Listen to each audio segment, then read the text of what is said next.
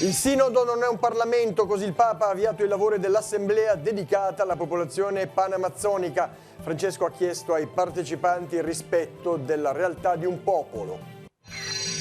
Nella messa di apertura il Papa ha esortato i padri sinodali a ravvivare il fuoco d'amore ricevuto. Tanti in Amazzonia portano croci pesanti e attendono la carezza d'amore della Chiesa. Festa patronale di Nostra Signora del Rosario a Favale di Malvaro. Monsignor Tanasini ha invitato a pregare Maria per chiedere di aiutarci ad entrare in rapporto col Signore. Attivato il senso unico alternato regolato da semaforo all'imbocco delle gallerie di Sant'Anna tra Lavagna e Sestri Levante. Iniziati i lavori di riqualificazione questa mattina al sopralluogo dei 2 sindaci. Pesce scaduto, non tracciato e tentativi di frode. Operazione della Guardia Costiera nel Tigullio. Nei guai ristoratori e commercianti di Rapallo e Santa Margherita Ligure e dell'entroterra. Iniziati in diocesi il percorso di formazione al dialogo interreligioso. Primo appuntamento, la rievocazione dell'incontro di Damietta nell'opera di teatro musicale Francesco il Sultano. Buonasera a tutti, gentili telespettatori e benvenuti nei nostri studi. Papa Francesco questa mattina ha dato il via ai lavori del Sinodo per la regione panamazzonica. L'assemblea è stata preceduta dalla processione dei partecipanti, compresi i rappresentanti dei popoli indigeni, dalla Basilica Vaticana all'aula del Sinodo. Francesco ha esortato a un processo pastorale, culturale, sociale ed ecologico per riflettere, dialogare e ascoltare con umiltà, parlare con coraggio, discernere e custodire la fraternità. La sintesi nel servizio che segue, la vediamo insieme. Comprendere, contemplare e servire i popoli dell'Amazzonia in un appuntamento che non è una tavola rotonda o una conferenza, ma un cammino sinodale, perché il Sinodo non è un Parlamento, bensì un'occasione per riflettere, dialogare, ascoltare con umiltà, parlare con coraggio e paressia, discernere e custodire sempre la fraternità. Questa è la riflessione proposta da Papa Francesco nella sessione inaugurale dell'Assemblea Speciale del Sinodo dei Vescovi per la regione panamazzonica sul tema Nuovi cammini per la Chiesa e per una ecologia integrale. La raccomandazione ai padri sinodali è quella di accostarsi ai popoli amazzonici in punta di piedi, rispettando la loro storia, la loro cultura, il loro stile di vita, la loro poesia. Non quindi intenzioni pragmatiche, non programmi di sviluppo sociale e di tutela delle culture, non azioni col medesimo stile che ha condotto a deforestazioni o sfruttamento, ma una dimensione che ha occhi e cuore da discepoli missionari senza proselitismi nel rispetto della realtà di un popolo che è sovrana. Perché i popoli possiedono un'entità propria, tutti i popoli possiedono una saggezza propria, una coscienza di sé. Quindi in spagnolo il ringraziamento del Papa per il lungo lavoro di preparazione dell'evento da Puerto Maldonado nel cuore dell'Amazzonia peruviana ad oggi, sottolineando le 4 dimensioni del Sinodo, pastorale, culturale, sociale ed ecologica, guidate dall'attore principale che è lo Spirito Santo. Francesco esorta ad andare oltre le colonizzazioni ideologiche nel rispetto dell'autenticità della cultura dei popoli indigeni. Le ideologie sono un'arma pericolosa perché riduttive e all'origine di slogan e parole offensive che programmano l'approccio ai popoli originari. Il Santo Padre spinge poi a lavorare sull'Instrumentum Laboris, che, spiega, è un testo martire, destinato cioè ad essere modificato, addirittura distrutto nel corso dei lavori, perché è un punto di partenza del cammino che sarà appunto indirizzato dallo Spirito Santo. Gracias por esto que ustedes están haciendo. Grazie per quello che state facendo, grazie per pregare uno per l'altro e animo. Animo, per favore non perdiamo il senso dell'umorismo. Muchas gracias.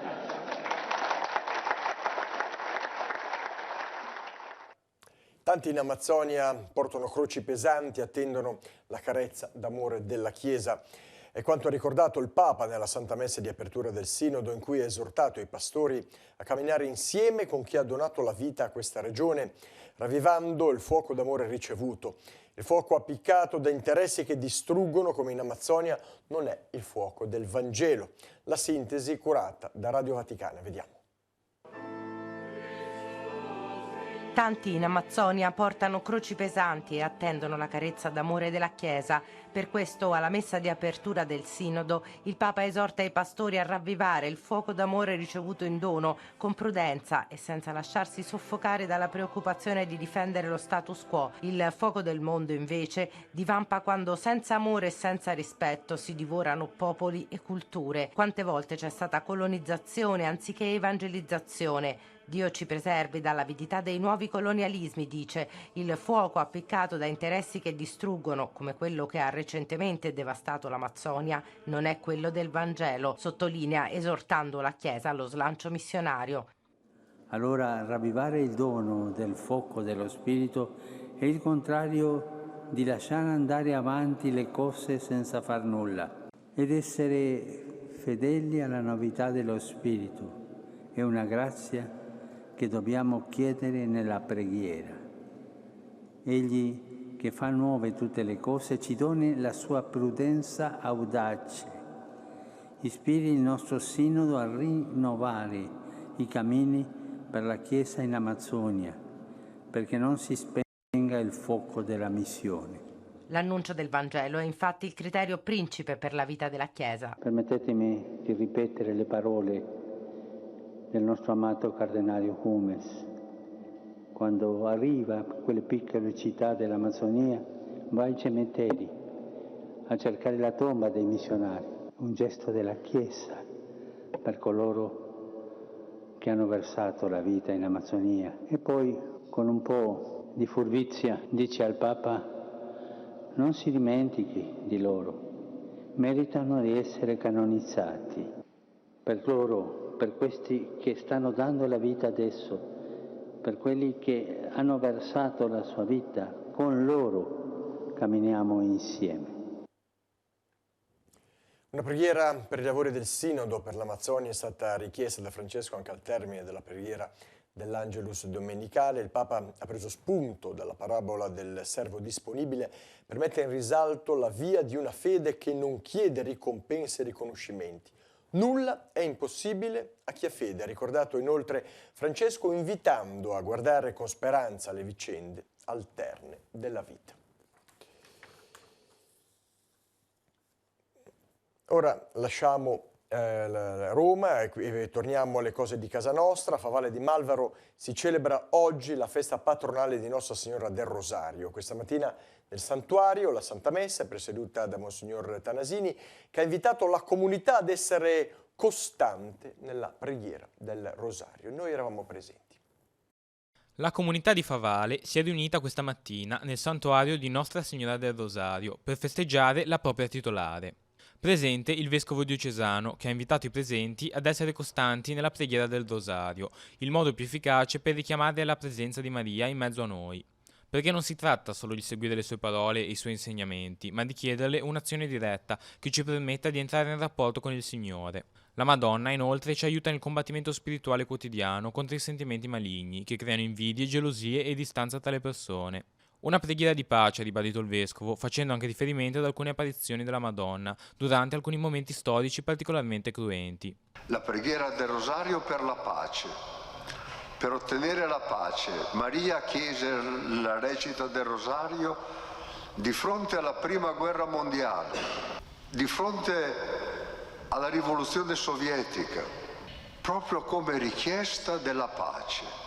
Numerosi i fedeli presenti nonostante la mattinata feriale, animati da grande devozione e attaccamento per Nostra Signora del Rosario. Questa per la comunità di Favale è la festa più sentita.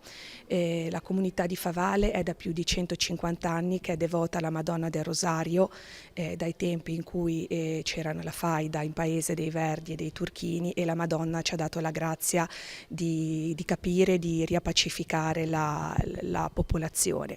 Appunto in tutti questi anni la devozione verso la Madonna non si è affievolita, ma anzi. Il popolo di Favale riconosce Maria come madre di questo paese e vogliono festeggiarla con la loro forza, con la preghiera e con tutto l'affetto che possono dare a una mamma. L'importanza è vista anche da tutte le persone che partecipano, persone che oltre a quelli che abitano sempre qua a Favale, ma anche che hanno i genitori qua, che ormai magari non abitano più, vedono una volta o due all'anno, ma non mancano a questo appuntamento.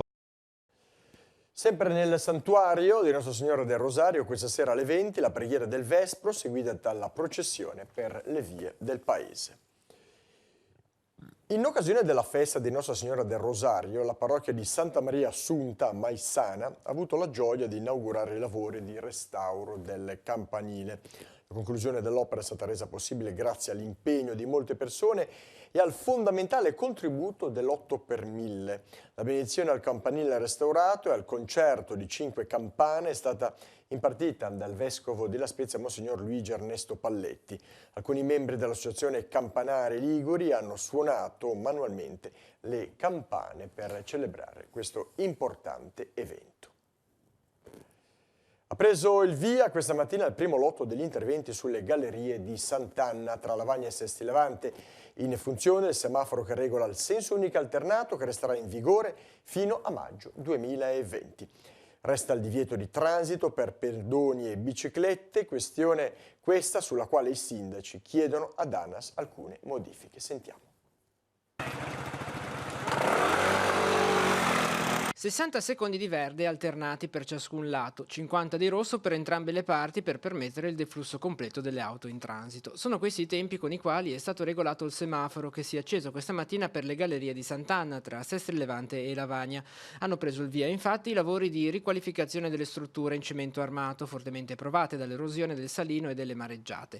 Settimana prossima aprirà anche il cantiere per la messa in sicurezza del versante con l'installazione di nuove reti paramassi. Con l'attivazione del senso unico alternato è scattato anche il divieto di transito per pedoni e biciclette. Nella prima mattinata i due sindaci, Ghio e Mangiante, hanno effettuato un sopralluogo e hanno confermato la loro attenzione per la tematica delle due ruote.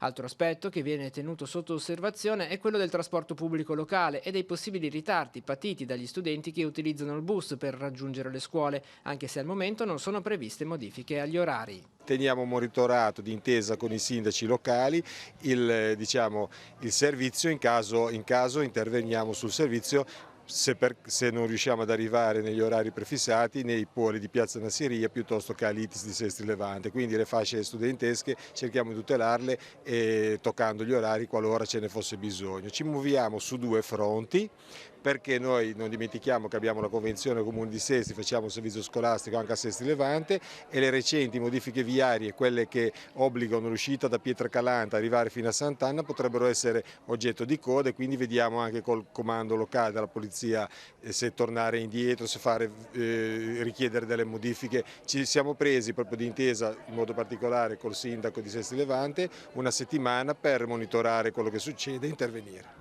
Diciamo che la fascia più delicata è quella delle scuole, l'ingresso delle scuole e poi eventualmente l'uscita. Esatto, sì, sono importanti non solo per i plessi di Sestri Levante e di Chiavari, che sono i plessi principali insieme alla scuola alberghiera di Lavagna, sono importanti anche per le coincidenze DAE per Moneglia, DAE per la Val di Vara, DAE per la Val d'Aveto, quindi è una cosa che in una settimana noi dobbiamo cercare di capire dov'è il problema, intervenire a caduta fino a Santo Stefano d'Aveto.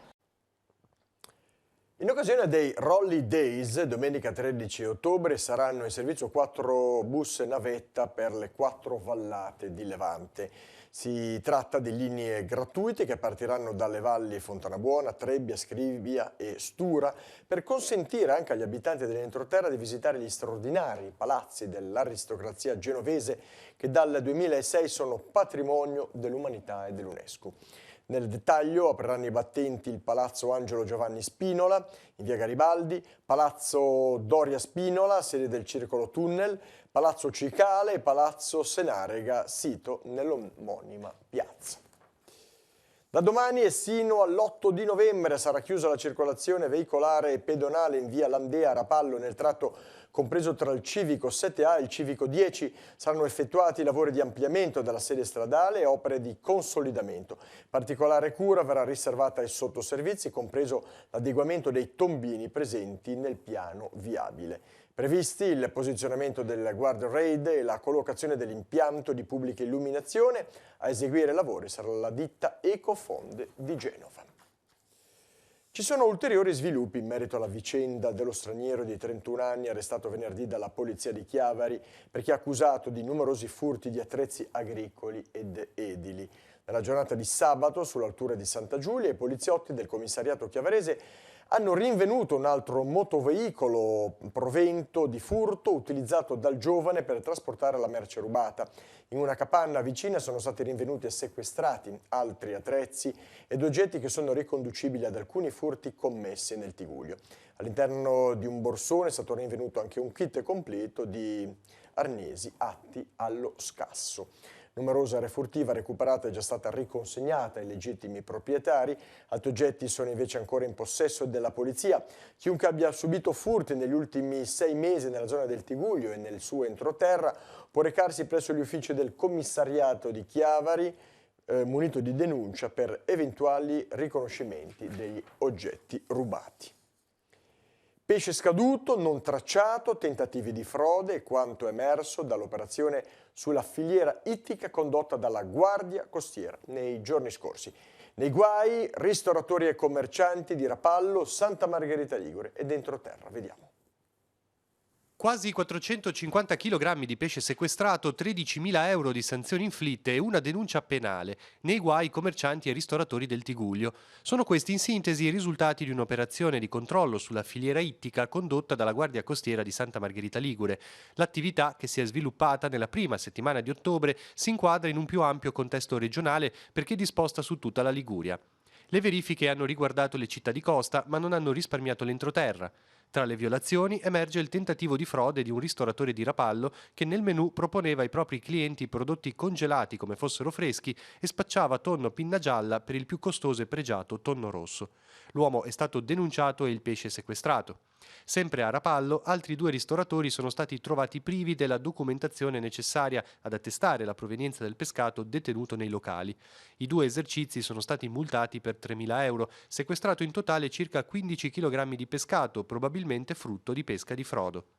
Per la stessa motivazione, ossia la mancanza dei documenti sulla provenienza del pesce, la Guardia Costiera di Lavagna e di Chiavari ha multato per 1.500 euro il responsabile di un centro della grande distribuzione dell'entroterra. L'uomo aveva messo in vendita del pesce fresco, del quale non è stato in grado di dimostrare la tracciabilità. In questo caso sono stati sequestrati 415 kg di prodotti ittici, tra cui astici, altri crostacei, mitili, tonno, molluschi, pesce spada, orate e così via. Poi c'è il caso di prodotti scaduti ma mantenuti in vendita, come è accaduto in 3 negozi di Santa Margherita Ligure. I responsabili hanno ricevuto ciascuno una sanzione da 2.000 euro per non aver rispettato le procedure di ritiro e smaltimento. Multato anche un ristoratore del posto per non aver rispettato le norme in materia di rilevazione periodica della temperatura della cella frigo. In mare, infine, al largo di Lavagna, sono stati sequestrati ad ignoti attrezzi da pesca irregolari perché non segnalati. Una bici del bike sharing rubata a Santa Margherita Ligure qualche tempo fa è stata vista in vendita su un noto portale internet. Grazie alla segnalazione di un privato, la polizia municipale ha denunciato 2 persone. Gli agenti sono risaliti al venditore nella località di Monterosso, si sono finti i comuni cittadini interessati all'acquisto. All'appuntamento, verificato che il mezzo era proprio quello urbano, gli agenti, insieme ai carabinieri, hanno sequestrato le bici e denunciato 2 uomini di 50 e 27 anni, il venditore vero e proprio e l'inserzionista. I 2 ora rischiano la reclusione da un minimo di 2 a un massimo di 8 anni. A breve la bicicletta sarà di nuovo a disposizione del comune di Santa Margherita. Ancora cronaca, un 28enne genovese è stato denunciato in stato di libertà dai carabinieri di Chiavari per guida in stato di ebbrezza alcolica. L'uomo, sottoposto al controllo alcolemico, è risultato avere un tasso di 1,51 grammi per litro. La patente gli è stata ritirata. Raffica di multe a Chiavari per abbandono di rifiuti ingombranti e scorretto conferimento della differenziata. È intenzione futura della nostra amministrazione intensificare la vigilanza e la repressione delle attività scorrette, così dichiara l'assessore Massimiliano Bisso. I dettagli nel servizio che segue. 154 verbali elevati a Chiavari nei confronti di altrettante persone scoperte ad abbandonare indiscriminatamente rifiuti durante il periodo estivo. Attraverso appostamenti, fototrappole e i controlli dei vigili ecologici sono stati sanzionati sia coloro che hanno abbandonato rifiuti ingombranti, 60 casi, un numero elevato, sia chi ha conferito in modo sbagliato nelle isole ecologiche. Le sanzioni variano dai 100 ai 300 euro, in alcuni casi con implicazioni penali. La parte a ponente di Chiavari risulta essere la più soggetta a casi di abbandono o a violazioni della normativa sulla differenziata. Da maggio fino adesso abbiamo intensificato i controlli sia con personale umano, ringrazio la cooperativa Maris, il corpo dei vigili urbani con l'Ecovigile. Abbiamo intensificato i controlli sia in città che nelle frazioni per contrastare l'abbandono selvaggio di rifiuti ingombranti, sia vigilando sulla qualità dei conferimenti. Sono state utili anche in questo caso le fototrappole installate in città e le telecamere fisse. Interviene anche l'assessore ai servizi ecologici Massimiliano Bisso. È intenzione futura della nostra amministrazione intensificare la vigilanza e la repressione delle attività scorrette da parte dei cittadini ineducati, fino a quando, aggiunge, le semplici regole di conferimento e civiltà non saranno assimilate come comportamenti normali e necessari per il rispetto della città. Il consigliere Ghigeri ricorda infine che per il ritiro degli ingombranti è a disposizione un numero verde gratuito 841 26 65. Il mio auspicio è di arrivare a un futuro di azzerare le sanzioni in merito. Alcuni ragazzi dell'Anfas Tiguglio Est dai primi di settembre si stanno prendendo cura delle aiuole, degli spazi verdi, dei giardini pubblici di via Gastaldi a Chiavari. Iniziata nel giardino del centro e via San Francesco, l'iniziativa Diamoci un taglio ha avuto uno sbocco nel territorio. Apprezzati dalle mamme e dai bambini, i ragazzi in rigoroso assetto da lavoro hanno potuto dimostrare che laddove trovino opportunità sono in grado di esprimere al meglio le loro capacità. Con la messa in scena dell'opera musicale Francesco e il Sultano nella Basilica dei Fieschi ha preso avvio in diocesi il percorso di formazione al dialogo interreligioso che proseguirà per tutto questo anno pastorale. È stata l'occasione per riscoprire la vicenda dell'incontro di Damietta, non tanto sotto il profilo storico quanto sotto quello spirituale. Vediamo. Io non sono nemico, noi non siamo nemici del tuo popolo. Ma siete cristiani! E i cristiani hanno aggredito e trucidato il mio popolo. Lo so, è terribile. Vi imploro di perdonare chi vi ha fatto del male. L'esperienza di Francesco nell'incontro con il Sultano è per lui un momento importante, perché volendo andare a convertire il Sultano e ad essere disponibile a morire martire, in effetti viene accolto con grande gentilezza dal Sultano. Non si converte e però non morirà neanche martire. Questa cosa in qualche maniera interroga Francesco e inizia un cammino interiore diverso. Coglie come il primo annuncio dell'Evangelo è la propria vicinanza, la propria umanità, la propria fraternità. Capisce che la piena umanità è la possibilità di annunciare poi il Vangelo. Il Vangelo come proposta è legato al suo fondamento in una umanità autentica. E proprio in questo cammino di ardore, di profondità, di fuoco interiore, Francesco fa un cammino che continuerà e giungerà nella pienezza della verna, al mistero delle stimmate, dove l'amore diventa fuoco per lui e segna il suo corpo. Questo vale anche per noi, no? Il cammino ardente del cuore, affidandosi al Signore, ci insegna quanto sia importante la vicinanza fraterna con ogni uomo. Francesco impara l'ospitalità. Noi oggi abbiamo necessità di rimparare l'ospitalità. 800 anni dopo è inevitabile riconoscere che il valore di quell'incontro è invidiabile, perché noi stessi, oggi come oggi, raramente diamo prova di tanta saggezza, di tanta apertura, di tanta sensibilità e umanità. Francesco è riuscito con una semplicità che è veramente disarmante a carpire il cuore di chiunque. E questo non ha prezzo, non ha tempo, non non è di nessuno, è di tutti.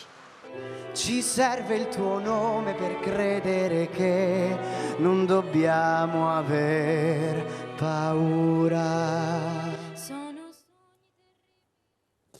Ricordo che trasmetteremo tutto questo, Francesca e il Sultano, martedì 8 alle 20:50 su Telepace 2, domenica 13 ottobre alle 21:10, questa volta su Telepace 1. Un discendente della famiglia di Giuseppe Rocca ha visitato Chiavari, parliamo di Alberto Bondette, questa mattina che ha incontrato a Palazzo Bianco il sindaco Marco Di Capua. Discendente di una famiglia di emigranti, Bondette è pronipote di Giuseppe Rocca, proprietario dell'omonimo palazzo in piazza Matteotti, acquistato nel 1903, ristrutturato dando vita al parco attiguo con essenze rare e pregiate portate direttamente dalle Americhe. Alberto Bondette ha visitato il palazzo municipale insieme alla moglie. Entrambi vivono in Arizona insieme a figli e nipoti. Riparte domani per il 4º anno consecutivo nella piscina del centro Benedetto Acquarone di Chiavari il progetto di nuoto e acquamotricità curato dall'associazione Carlos Wojtyla Onlus. Sono 12 soggetti affetti di Alzheimer che scenderanno in vasca nelle prossime settimane per un'attività promossa in collaborazione con l'ASL 4 Chiavarese. Anche quest'anno il circolo fotografico F11 di Chiavari organizza a partire da martedì 8 ottobre un corso di fotografia. Si rivolge questo corso a coloro che vogliono apprendere le fasi della fotografia digitale e per, conoscendo le tecniche di base, vogliono confrontarsi e mettersi letteralmente in gioco per imparare a dare significato ai propri scatti. Il corso si terrà tutti i martedì sera dalle ore 21 alle ore 23 a Chiavari, in Vico Saline, al civico numero 21. Si è aperta la nuova stagione del centro sociale L'Incontro di Rapallo. Domani inizieranno gli incontri di apprendimento attivo con la dottoressa Federici. Verrà attivato un ampio calendario di iniziative che verrà divulgato mese per mese ai soci. Al via anche il progetto Il Cassetto dei Ricordi, curato dalla consigliera Elisabetta Ricci, che prevede la realizzazione di servizi, iniziative ed interventi in linea di massima per il giovedì pomeriggio, pensati per le socie allo scopo di contrastare la solitudine e promuovere la socializzazione e l'aggregazione. L'ultimo giovedì di ogni mese invece sarà dedicato a festeggiare i compleanni degli associati. E prende il via domani l'intervento di manutenzione straordinaria alle piscine comunali del Poggiolino di Rapallo. Con una spesa di 100.000 euro verranno riqualificati gli spogliatoi e i servizi, docce e WC della vasca interna. Un intervento atteso da tempo che finalmente riusciamo ad avviare, sottolinea l'assessore ai lavori pubblici Filippo Lasinio. Ringrazio la società Rapallo Nuoto e la consueta collaborazione, nonché il consigliere allo sport Vittorio Pellerano, che anche in questo caso si è dimostrato attento alle esigenze degli sportivi. E ora andiamo a vedere gli appuntamenti per la giornata di domani. Appuntamenti per martedì 8 ottobre dalle 9 alle 13 in via Salvi, in zona Tannino a Sestri Levante, sarà allestito il mercato agricolo delle autoproduzioni a chilometro zero, possibilità di acquisto diretto dei prodotti agroalimentari della zona. Il Museo Scientifico Leonardini Sanguinetti sarà aperto alle visite dalle 9 alle 12 nei locali del Seminario Vescovile di Chiavari. Sono esposti più di 300 apparecchi datati intorno ai primi dell'Ottocento. Apertura dalle 9 alle 14 anche per il Museo Archeologico al primo piano di Palazzo Rocca in via Costaguta a Chiavari, in esposizione reperti e testimonianze archeologiche provenienti dal territorio chiavarese. Per le mostre segnaliamo sino all'11 ottobre la possibilità di visitare la mostra di pittura di Alessia Lenti Vernissage. L'esposizione si trova nello spazio Iatti in via della Cittadella a Chiavari. L'orario dal lunedì al venerdì dalle 8:30 alle 12:30, lunedì e mercoledì 14:30 16:30. Sino al 14 ottobre nello spazio espositivo Casoni in piazza San Giovanni a Chiavari sarà allestita la mostra di vernice di fondo Noi ed altri di Eugenio Feresin. Gli orari dal lunedì al sabato dalle 9 alle 12 e dalle 15 alle 19, domenica 9-12.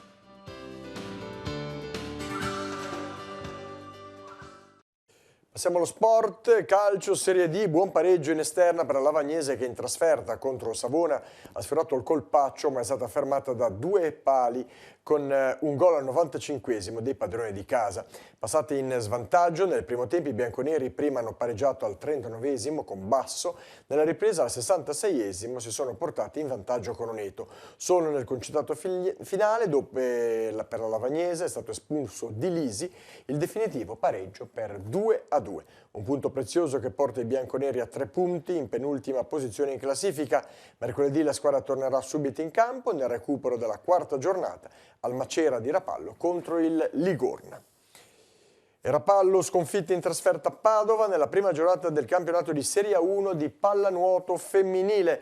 I padroni di casa della CS Pebliscito si impongono 13-10 nonostante la buona prestazione delle gialloblu che a metà partita erano in vantaggio per 6-4. Abbiamo fatto un passo avanti rispetto alla Coppa Italia ai tornei preparatori. Così ha commentato l'allenatore del Rapallo Luca Antonucci. C'è ancora tanto da lavorare ma la strada è quella giusta e sono certo che i risultati prima o poi arriveranno. È andata Filippo Fiorelli della Gragnano Sporting Club Caselli e che ha tagliato il traguardo dopo 5 ore e 2 minuti di gara, la 58esima edizione della Milano Rapallo, la storica gara ciclistica riservata alle categorie Elite Under 23. Secondo gradino del podio per Marco Murgano del team Casillo Maserati, terzo classificato Sanchez Santiago Bulgrado del team Cinelli. I 3 in fuga sono stati i protagonisti della vincente sprint finale. La corsa ha attraversato le sale dell'entroterra e della Costa del Tigullio per concludersi sul lungomare di Rapallo, dove si è svolta la cerimonia di premiazione alla presenza delle autorità cittadine. E si è conclusa domenica 6 la 51esima edizione della Coppa Dall'Orso, la regata velica che si svolge su 2 giornate tra Chiavari e Portovenere. Emozione di Francesco Guerci e Stufeficium di Maria Di Leo e The Stress 3 di Giancarlo Sghirlanzoni, vincitori rispettivamente nelle categorie Crociera, IRC e ORC. La premiazione è avvenuta domenica pomeriggio alla presenza della famiglia Dall'Orso e del sindaco di Chiavari Marco Di Capua. La regata è iniziata sabato con la prova Chiavari-Portovenere in uno scenario di mare mosso e vento variabile. La seconda, da Portovenere a Chiavari, domenica, ha visto un mare più calmo con vento di circa 10 nodi in direzione nord-est.